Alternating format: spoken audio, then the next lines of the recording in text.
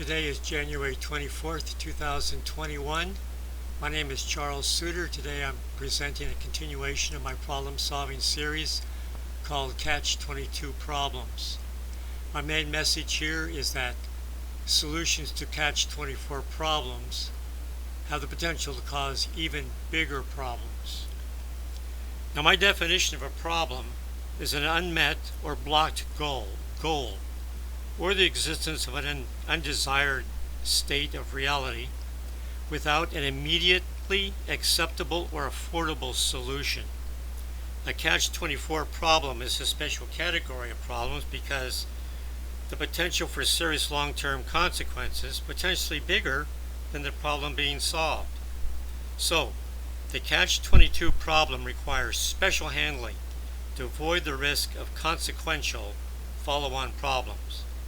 Only when the cost-effective solutions are found, without the substantial risk of follow-on problems, should these problems be solved. Let me direct your attention to the little diagram that I have here. Notice that there are 4 quadrants. On the vertical axis is the variable called value of a goal, ranging from low to high. For purposes of simplification, this is a continuum, but I've divided it into two areas, high and low. On the horizontal axis is another variable called follow-on problems. Again, I've divided them into low and high, even though this is a continuum.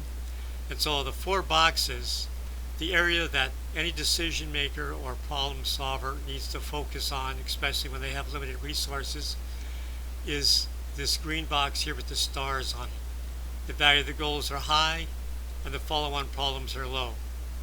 If there are resources and time left over after that, then you can look at the interjacent quadrants. The low value, low follow-on problems are the daily nuisances that we incur in life, and maybe they're worth taking care of immediately on the spot. The Catch-22 problems are those where the value of the goal is high, the consequence of the problem is aggravating, but there's a high potential for follow-on problems. Obviously, you want to avoid any type of problems that are basically low and the solutions have high consequences, high potential for future problems. So my first proposition is that Catch-22 problems are solvable, but the easy solutions can be deceiving. Solutions may seem easy, but other problems could follow, especially if you don't look for them. And these follow-on problems could cause great consternation. Regret often follows the solution to Catch-22 problems. The key steps of problem solving are A. Identifying undesirable situations, in other words, the roadblocks to a goal. B. Discovering the root causes. C. Potential solutions for removing the causes. And finally, D. Ensuring there are no potential follow-on problems related to each solution. Most problem-solving attempts fail to take into consideration the last step, which is to determine if there are any unintended consequences that could cause future problems, and if so, what solution would be necessary to fix them. Proposition 2. Just as a reminder, Catch-22 problems have high-risk consequences. Many new problems are often caused by the obvious first solution. And in fact, the source of most new problems are previous solutions to old problems. Every solution holds the seed of future problems. Catch-22 problems usually have obvious known solutions for fixing the symptoms, but if one searches what is likely to be the unintended consequences after the solution is implemented, other more serious problems may lie hidden. The only effective way to solve a Catch-22 problem is to follow the likely chain of consequences after the solution has been implemented and how the new conditions might cause undesirable consequences. A problem solving must examine not only the short-term results of a solution, but also the longer-term aftermath.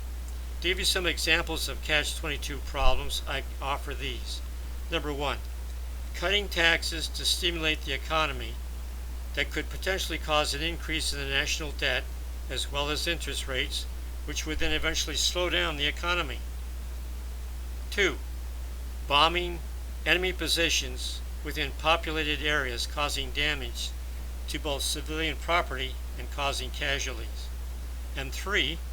An open border immigration policy with the attendant costs of long-term care for immigrants, especially when there are too many naturalized citizens who are already living below the poverty level and need long-term care.